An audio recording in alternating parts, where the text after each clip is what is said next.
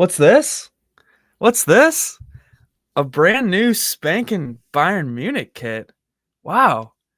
Well, welcome into the Always Bayern Chelsea show, everybody. You just caught us here in this intimate moment, admiring this wonderful new gift I got as a kid. So check out our shorts on YouTube here if you want to really see, or TikTok, I guess, if you really want to see the um, the moment this gift came into my life. But welcome to the show. We have a Chelsea Newcastle draw to talk about today, and a Bayern Munich Heidenheim match, which hasn't happened yet, but we'll splice things in at the end of this and get you a reaction to that. So, welcome to the show, everybody. Yes, welcome on in. After one of the more insane matches, maybe the craziest match of the season so far for Chelsea.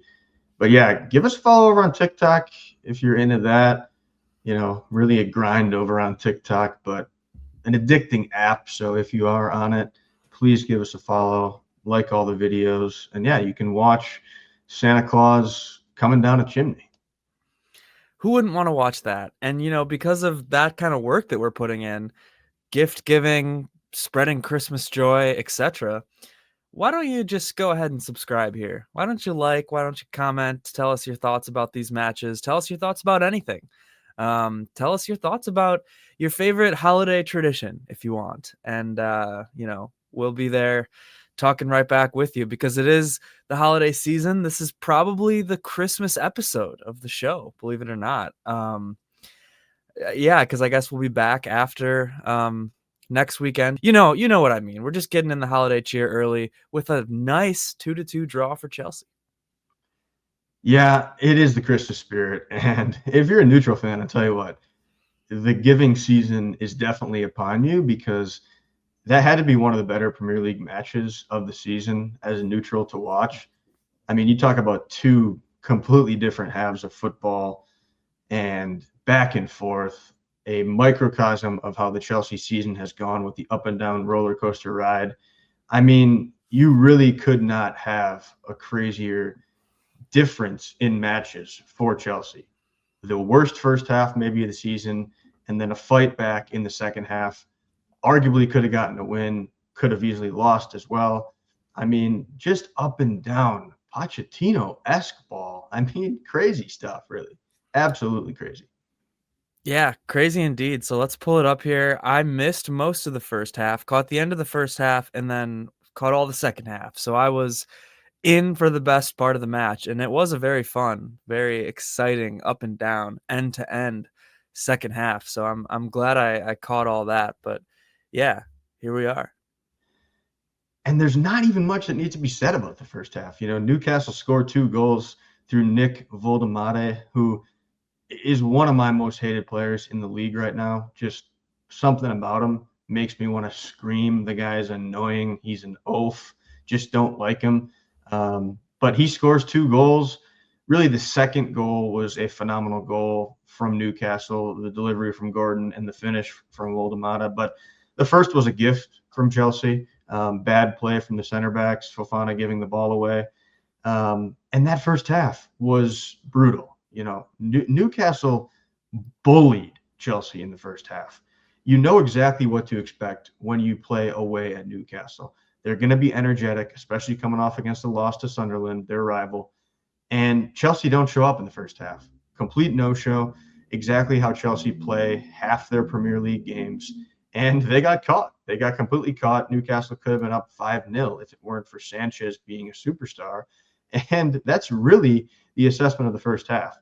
Shit from Chelsea. And what did you expect? You go down 2-0 at half because you don't show up. It's as simple as that. Well, I don't know if I know who Voldemata is, but I know who Voldemessi is after that first half. I mean, we're talking 7 goals in 13 games, the Bundesliga talent saving the Premier League. But no, Voldemata, yeah, those goals, at least that second one, was really an incredible goal. He is tall, he is an oaf, but he can dribble. I mean, he has technical ability, which in my mind makes him a very special player to have that kind of physical height and the physicality of being able to get over guys and head balls and stuff, but still be able to dribble and whatnot. And I mean, when he came off in the end of that second half, they couldn't finish to save their lives. I don't know if it's completely correlated, but I had to give a shout out to my boy. I still hope he comes to Bayern one day. But then I also have to give a shout out to Robert Sanchez because, yeah, he's showing this year that he is a bona fide, I don't want to say like, I think it's a little too soon to say world class, but he's a bona fide, really good keeper in the English Premier League right now. Yeah, Rob Sanchez had 2 saves in the first half that were absolutely unreal. The first of which came inside the 3rd minute and ultimately led to Voldemade's first goal. But, they should have scored. He makes this insane deflection with his leg, then has a crazy save on an Anthony Gordon shot, rocket ship of a shot that he scores and just deflects it over the net. So Sanchez was huge in that first half, really the only player that showed up in the first half. I mean, Chelsea were getting bullied in the midfield. The center backs had one of those days where they forgot there was a game going on. Fofana and Chalobah both complete shit.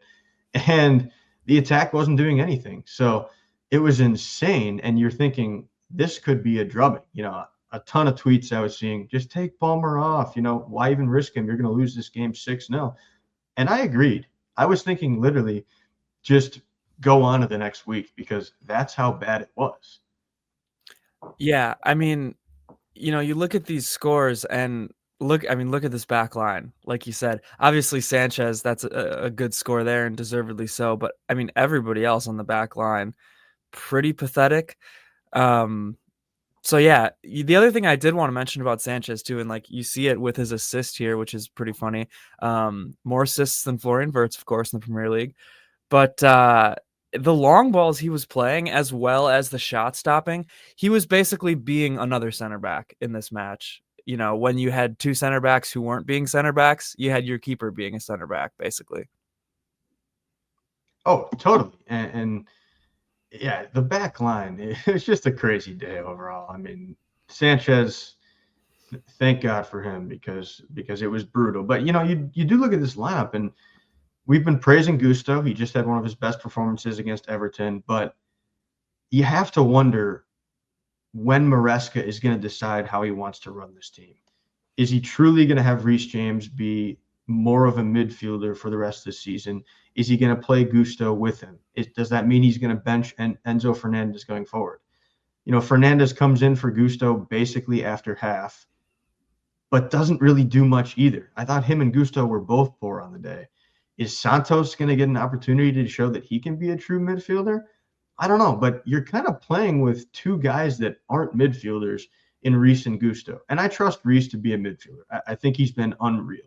But I think we're at the point where you do have to decide how you're going to play this if you're Enzo Maresca. And I don't know if he knows the answer to that.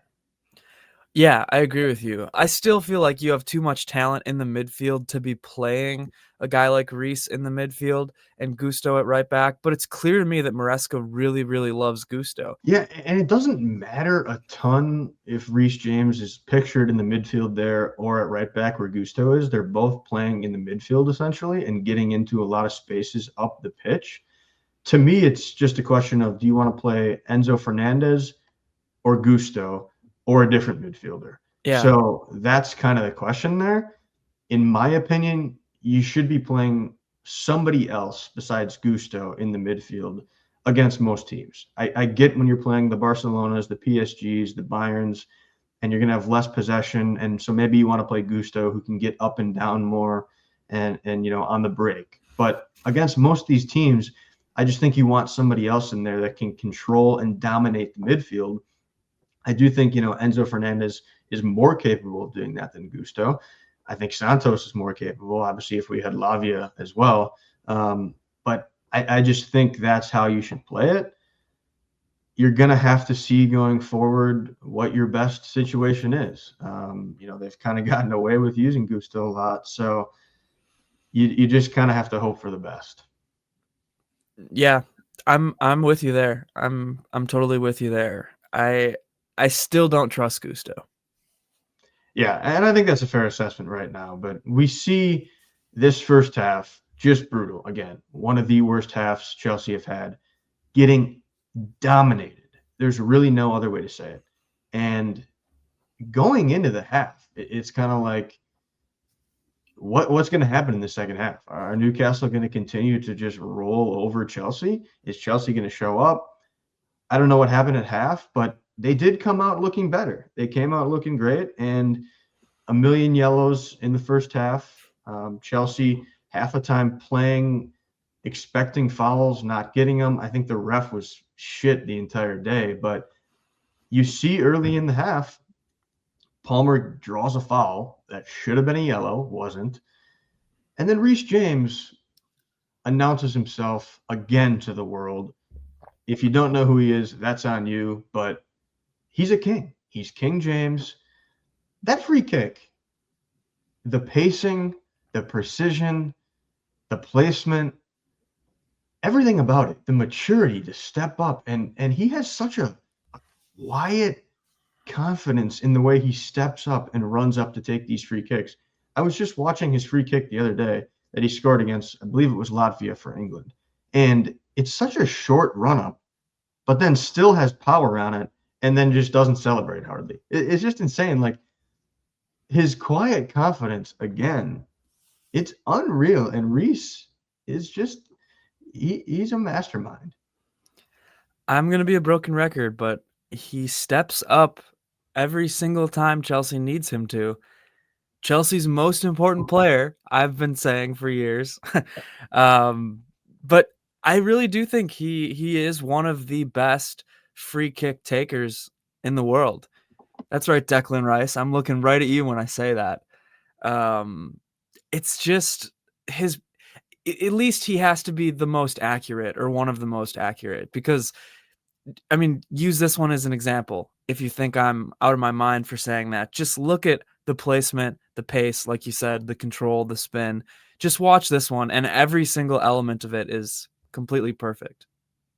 So perfect. Yeah. I mean, you're kind of thinking he would lean toward going to the right side of the net, but he goes for that left side, and it's perfect. It's unsavable. Ramsdale is not a slouch as a keeper, and he dives full out.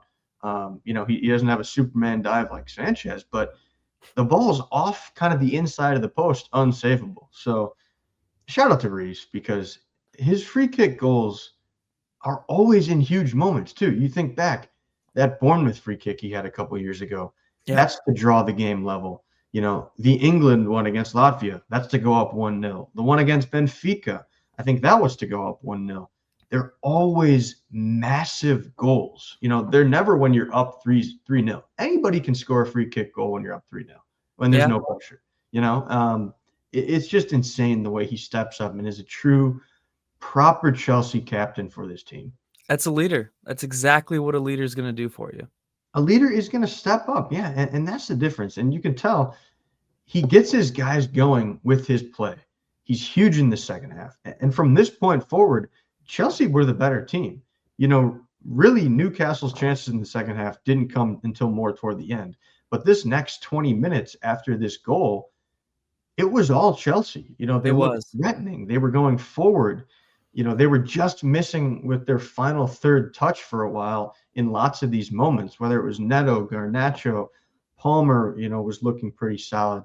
And I think it was huge. You just knew, I knew a Chelsea goal was coming. I was feeling so confident. I pretty much would have guaranteed they were going to draw level. Yeah, at this point in the match was probably Chelsea's strongest, I would say, from maybe minute, 45 to 70, 45 to 65. And then after that, I think it was almost like end to end for a while. But yeah, completely. Like Chelsea was building. There were a number of chances that just didn't quite fall. But like you said, one was bound to fall. And it did. And it took a wonderful assist by Robert Sanchez. Long ball over everybody's head. And then Joao Pedro, like his first touch kind of beats the defender. And then he's off to the races and slots home a beautiful goal to level it out. Yeah, and I didn't see if that was Shar or somebody else, but weak defending to let Joao Pedro just kind of take you to the ground there.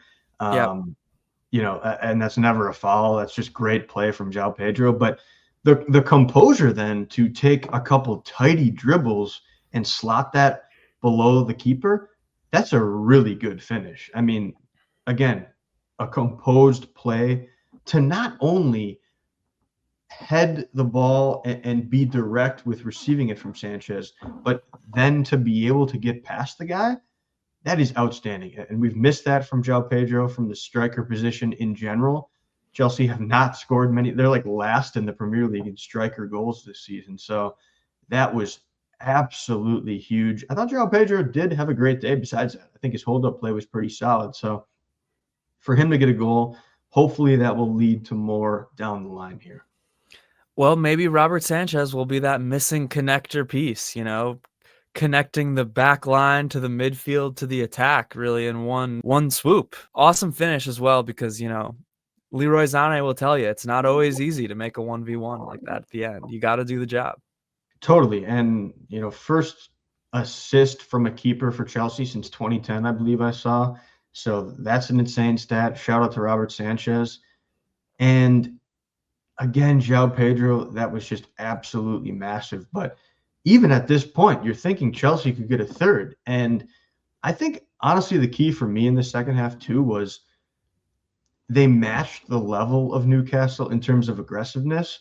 I think Caicedo was so big in the second half. He was dominating the midfield. He found himself in so many open spots. He was dribbling past guys, being physical. Almost had a goal. I thought that was going to go in the second half here, but Banger. he matched the physicality of Guimaraes and these guys on Newcastle. And Newcastle, let's be clear, did they bully us in the first half? Yes. But when Chelsea barked and bit back at Newcastle, boy, did they turn into a shell of themselves. They can dish it, but they cannot take it. They're weak as hell. They flop around. How many simulated plays should there have been for Newcastle? If the ref had any integrity at all, he would have given out yellows probably 3 or 4 times for just Newcastle flopping fish players. Yeah, they were weak. They were not at all a physical team in the second half in terms of they just crumbled at any sort of contact, It reminded me of how Arsenal played Bayern in the Champions League, and I can't talk because Bayern lost that game and deserved to lose that game, but that's what it reminded me of. It was the same kind of thing, whereas like any 50-50 ball, the Newcastle player would just crumble to the ground and Chelsea would just stay standing. And that's how it was with Bayern Arsenal. And it's really frustrating to watch that. I wish that the refs would do a better job of policing that because, yeah, the simulation thing is like they can just call that whenever they want or not call it whenever they want. It's really just seems like a tool for the ref to kind of use his own will. You know what I mean? It's not like a true clear-cut thing when it can be called and when it can't. It's crazy. And Anthony Gordon, I hate him more than I hate Woltemade. I'm so glad Chelsea didn't buy him 3 years ago when they were rumored to. Every single time I watch this guy, and he's got some decent skill, but he flops so much. He's always on the ground and always is looking for the foul in the box. He's a weak player.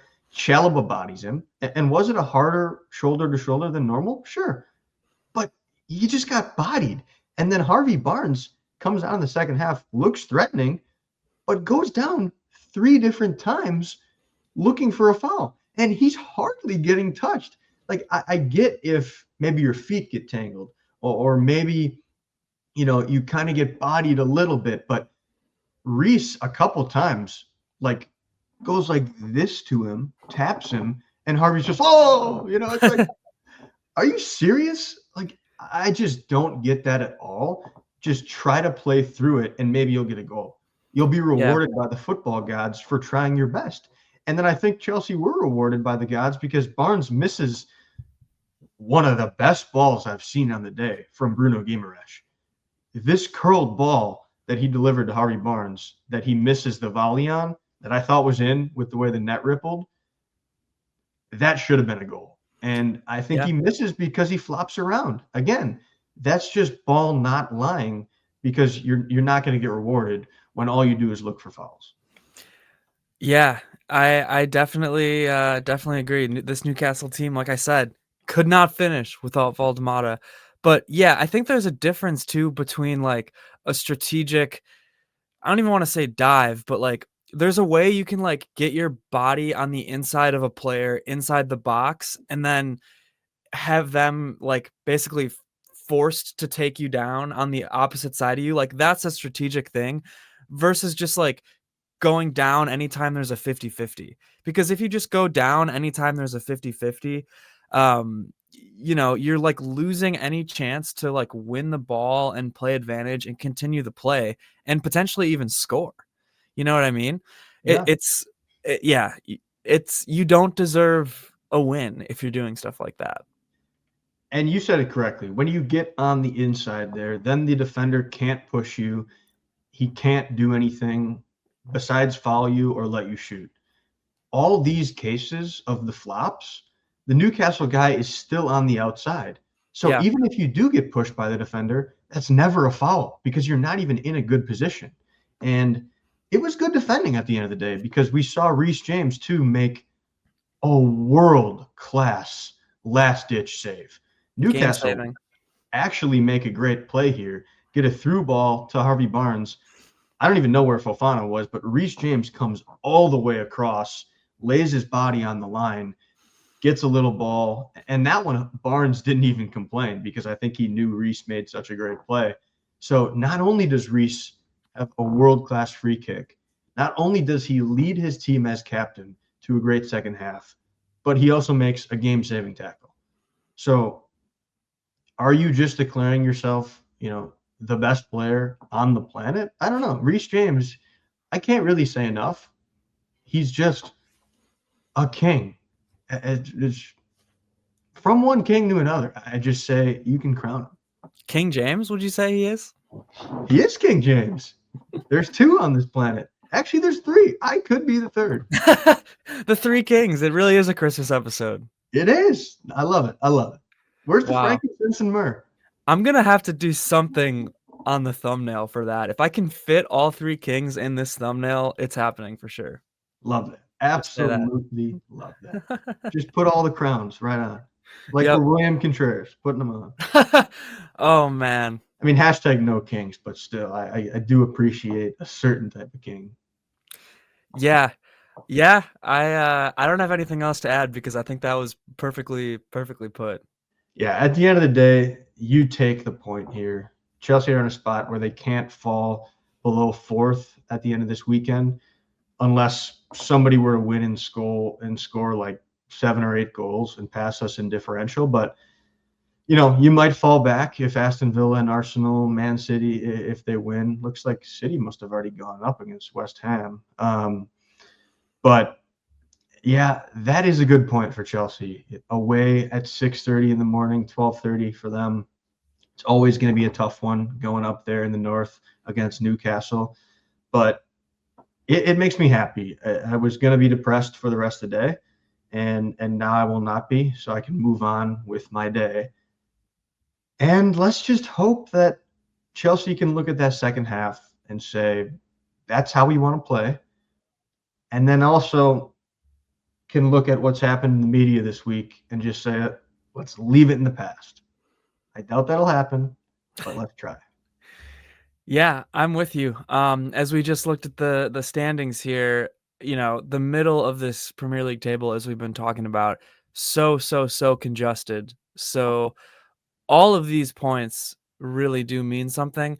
And Chelsea's going to be in a battle for top four. It's never easy to get top four in the Premier League, but I think Chelsea is a team that can do it. I agree, and they're in a good spot right now, but the rest of this month, again, will be tough. I'll maybe put out something during the week to preview their next match, but it will be against Aston Villa, I believe, at the Bridge this coming weekend. A later start. I think it's like 11:30 or even 12:30 Central Time. Yeah, it looks like 11:30. So, going to be a huge one. No midweek match. We move into the holiday festive fixtures now for Chelsea. So, just need to keep putting these performances together. Rest up this week, get yourself into a good spot, and let's keep moving forward. Yeah, keep chugging along. Yeah, maybe we'll have to do an emergency Enzo Maresca episode if something crazy happens. But as of right now, it's all talk, it's all speculation. There's really nothing real either way in my mind. So I don't know if it deserves our really precious time. And I'll just say the same things you said, huge match coming up next weekend. So you'll want to stick around here with Always Bayern Chelsea and stay tuned for that one. Yeah, the only other thing to add on that, and I do agree with the sentiment there, it's not worth the time as of now because so much changes back and forth every single day with the Enzo Maresca stuff. So, you can't even comment because then your words will probably have no meaning the next day when it changes. So, until something actually happens, don't want to comment. Vibes are good right now with the draw. We move. We move, and we'll have to cut now into a Bayern Munich reaction because that's the next match, and we got more to share with you. All right, folks, I'm back here to talk about Bayern Munich's nice win over Heidenheim today in the Bundesliga, 4-0. A very good way to close out essentially the first half of the season, but a very good way to head into the holiday break, the winter pause for Bayern Munich today. Good to get back in the winning category after a tough draw to Mainz last week. But today we got the win, even with a depleted squad.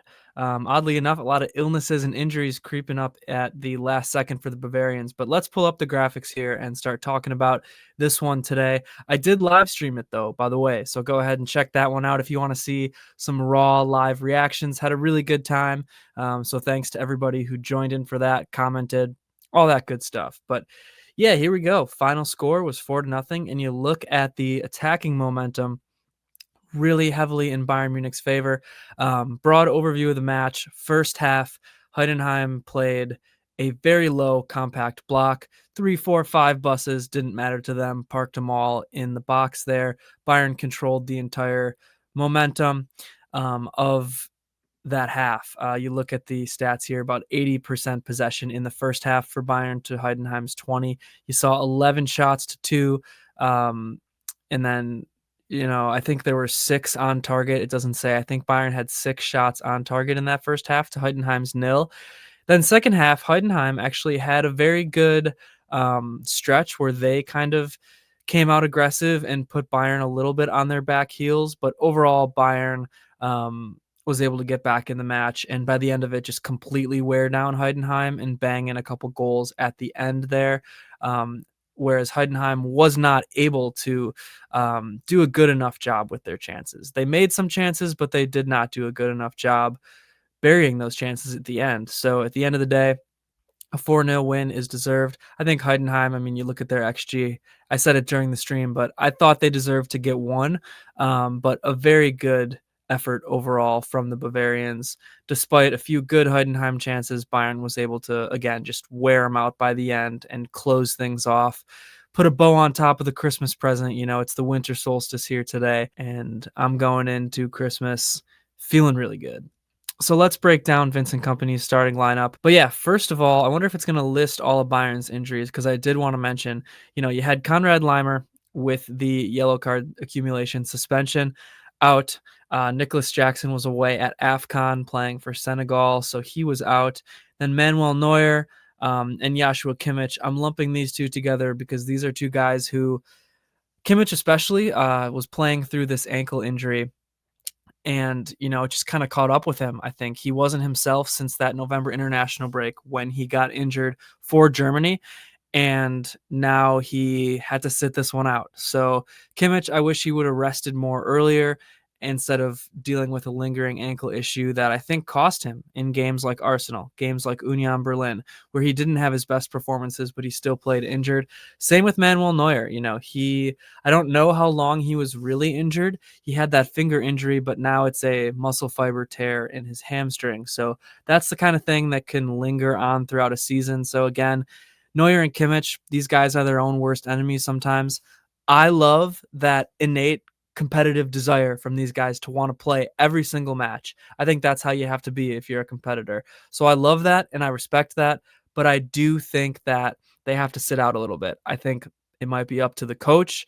It might be up to, I don't know, just the club as a whole to, tell these guys you got to sit out a little bit here and there. But Outside of that, you also had obviously Jamal Musiala still not quite fit from his horrific foot injury in the Club World Cup. He's getting there. I think he'll be back in January. But then you had Kim and Jae, who problem and a muscle problem. So that was a brand new injury. We didn't know about that one before, but really weird. I want to know more information on that because I'm curious and how long and what kind of tooth injury could keep you out. No idea. Sasha Bouet is ill. We might never see him at Bayern again, to be honest. He might be sold in January. So, yeah, we'll see about Sasha Bouet.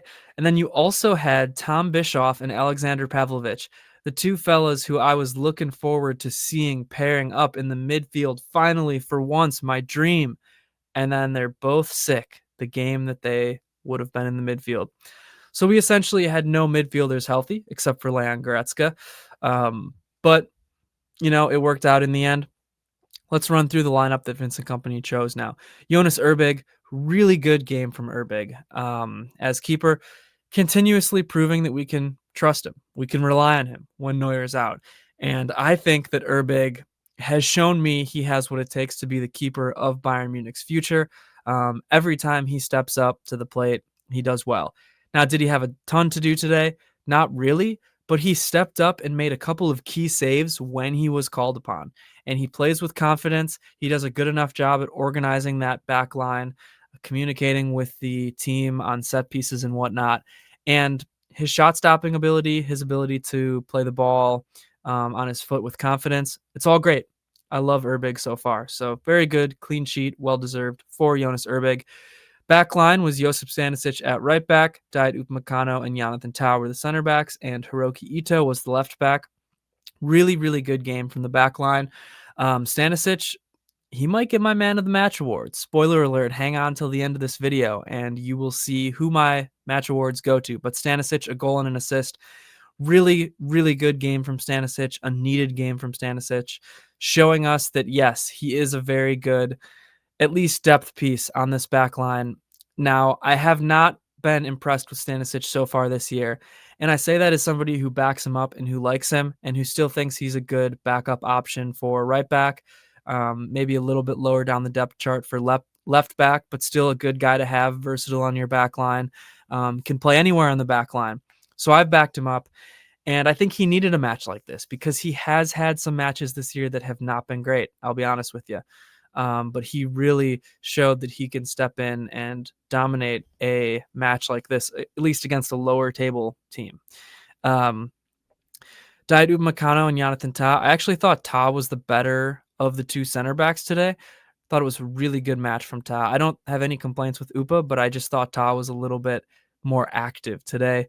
Hiroki Ito, was really happy to see him, and I actually thought he had a really good match as well. I thought he was very active, especially in that first half, making passes, even taking shots, running up into the attack and progressing the ball forward. Ito did an amazing job at that today, and I was really happy to see him start. I say this a lot, but I did not know if he was ever going to come back, and maybe he's not the same player he was before he broke his foot 3 times, but he's a guy who I think it's going to be, like Stanisic, important to have him further into the year as a depth guy when you need to rotate, and you're playing 3 matches a week, and you gotta just get guys like Limer, Davies some rest. So really happy and thought Ito did great today and was just happy with him. The midfield I thought was the weak point in this match, to be honest with you. Guerrero and Goretzka, neither of them were bad, but neither of them I thought were that good. It was clear that with all the midfield injuries, you're throwing these two guys together. Guerrero's not even really a midfielder. So I give them credit for what they did kind of last minute, hodgepodge together. But the attack in this match went solely up the flanks, right and left. Most of the attack went through the right-hand side with Josip Stanisic and Michael Olise. Luis Diaz on the left-hand side did get a goal, but I didn't think he was that great today overall. And Ito, I think, did what he could, but that right-hand side was where more of the attacks went. But if they didn't go through the right-hand side, they went through the left-hand side with Ito and Diaz. The midfield was almost non-existent in terms of yeah, attacking and contributing to the attack. Even Leonard Carl, he wasn't very good today either at the 10. And then obviously Harry Kane at the 9. We'll get to the attack. But yeah, Goretzka kind of started off the match dropping back into a back three with Ta and Upa, Stanisic and Ito so far up into the attack. And at times in that first half, I mentioned how parked that bus was for Heidenheim. At times it was a back one and Urbig was the back line. And then the rest of the players were all just up on Heidenheim's half, trying to push the ball into the box. As far as the attack goes, Michael Olise was phenomenal today. Absolutely incredible. Contributing to, I think, 3 of the goals, scoring one himself, but getting, I think, 2 hockey assists technically. And I mentioned Leonard Carl, I don't think was at his best today. It's going to happen with a young player like that. I think a 5.6 is way too low of a rating for him, but he certainly wasn't at his best. And again, it's going to happen with a young guy like that. You're not going to be, scoring a brace every single game when you're 17. And he has showed up in all the biggest matches so far. So nothing to complain about for Carl. I just didn't think he was that good today. Same with Diaz, as I mentioned. He did get a goal at the end. Diaz, I think, turned it on at the end, but for a lot of the match wasn't very good.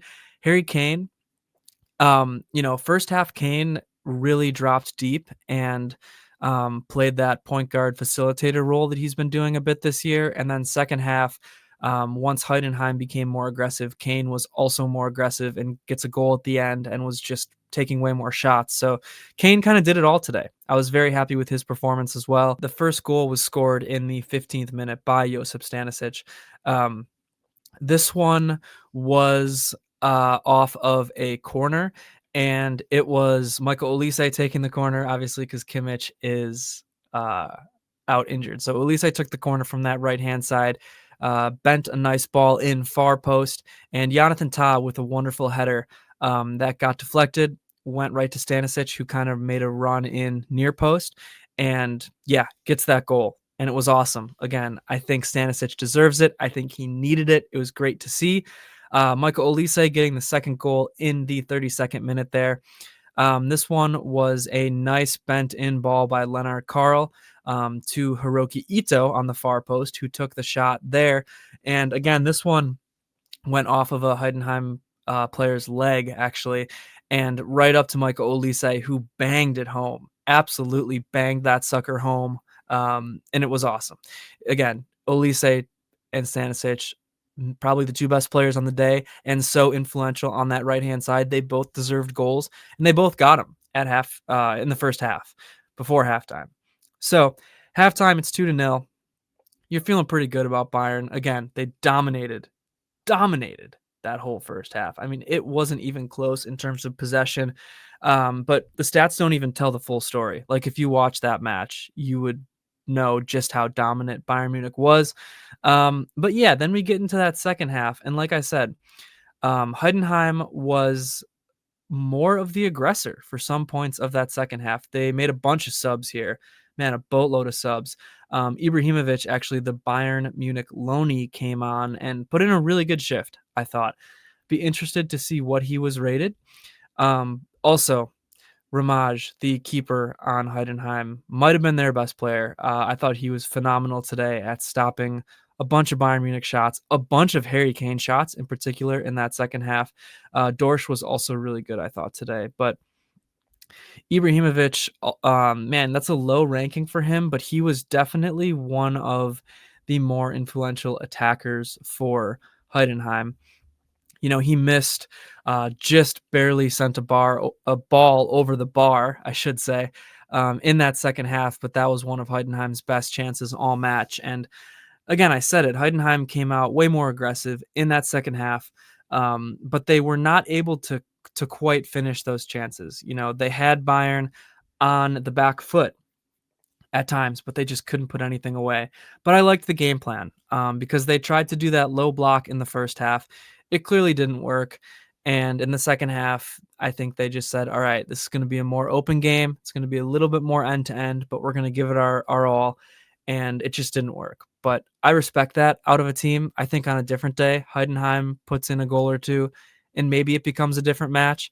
I think at the end of the day, a team like Bayern is still going to wear you down if you're a team like Heidenheim.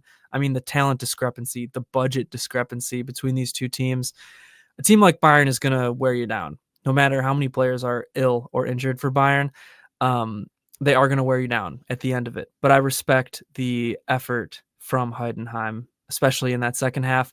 63rd minute, Serge Gnabry comes on for Lennart Karl, and I thought that was a good sub by Company. I thought Gnabry had a pretty good match. You see with these subs here too, especially Davies for Ito. Again, I thought Ito had a good match, but Davies is just a different beast. And then, funnily enough, Diber comes on for Guerrero. All three of these subs, I think, made a big impact for Bayern, and the rest of the game, um, you know, became more open in terms of Bayern's favor. And like I said, they wore down Heidenheim and they were able to poke a couple goals in the back of the net. But I think these subs, Gnabry, Diber, and Davies, all made a really big difference, and I thought all put in good performances. And the 86th minute is when we see this Luis Diaz goal. Really, really nice from Michael Olise and Josip Stanisic on this goal. That interplay on the right-hand side. If you want to see an example of what they were kind of doing throughout the game, check out this goal, because this one, obviously more exciting. It ended with a goal, but Olise gets the hockey assist. Stanisic making a run, finds Stanisic, who puts in a beautiful cross to Luis Diaz, who makes a great run, fooling the defense and just heads it home. So awesome, awesome, awesome stuff. Luis Diaz had missed a 1v1 earlier, was offside, but ultimately I love his aggression. That's what I'm getting at, no matter what. It's no secret that his finishing isn't the best at times, but he's always so active, even after that. Like, he's never phased by it. So shout out to Luis Diaz for getting that goal there. A couple other youngsters getting some time here at the very end. We see Wisdom Mike on for Michael Olise, and then we see Kiala on for Upamecano. So these are a couple of fun subs here. Kiala and Diber actually made their Bundesliga debuts in this game. So awesome to see. You might need a guy like that later on in the year. Again, it could just be for like an appearance at the end of a Bundesliga match. But hey, if another crazy illness goes around and half your midfield gets injured, actually most of your midfield gets injured or sick, I should say, you might need guys like that. So fun to see him come in here. Harry Kane tops off the match with a goal in the 92nd minute, assisted by Serge Gnabry. Kane deserved a goal in this one. I mean, the man hit the inside of the post. Their keeper had a number of saves on really good Harry Kane shots. So a really deserved goal from Kane. Incredible, incredible stuff from Harry Kane here. This goal was really nice. He does this thing which it's hard to describe, but he'll get the ball with his back to the goal a lot, and in one move, first touch, burn a guy kind of with like a spin move, which is weird because Kane himself isn't like the most athletic or agile player, but these spin moves that he does are so quick. He's able to beat multiple defenders with these spin moves, and then takes one more touch and a Heidenheim player goes sliding by him and misses, and then Kane just places the ball so perfectly in the bottom corner of the net, unsavable by anybody. You know, just these kind of things Harry Kane makes look effortless, and they're so good. They're so technically good, and his finishing is sublime. It's the best in the world. He's the best player in the world. So shout out to Kane. Awesome goal there to cap off this match. But yeah, let's talk about match awards, because I think there are a lot of good candidates up for debate in this one. I'm going to give the man of the match to Josip Stanisic, actually. Goal and an assist. Him and Olise, joint man of the match award, but I'll give it to Stanisic, with everything he did in this one. I'll give the Robin to Olise, but again, these two, joint man of the match award for winning the game on the right-hand flank alone. Man, underrated and defender. I'm going to go Harry Kane for underrated, just because, again, I think a lot of the facilitation he was doing in the first half goes under the radar and doesn't get properly recognized. And then defender, I want to give it to Ta. I think it should be Ta, but let's go Ta and Ito combination, because I'm so happy to see Ito playing well and playing at all. So there. Thank you everybody for watching. Thank you for subscribing. Be sure to do that. Thank you for commenting. Thank you for liking. Thank you to everybody who watched the live stream. Again, you can check that out if you want to see my live reactions to this match. Get in on the conversation and whatnot surrounding this one. So yeah, I really appreciate everybody. Feeling very grateful for you all. Anybody watching, especially anybody who subscribes this holiday season. The winter pause is here now in the Bundesliga, but Always Bayern Chelsea is not taking a pause. Chelsea continues to play, and I've got a lot of ideas cooking, percolating for what I can do over this break for Bayern. So it actually might be a more fun and exciting, busier time on this YouTube channel, depending on what you like to watch, I guess. So we're going to do some cool, fun stuff for you over this pause. So stay tuned. And again, very grateful for you. Hope everybody has a nice holiday season. And Bayern Munich will be back in January, but Chelsea will continue on, next weekend. So we'll see you in the next one. And Mia San Mia.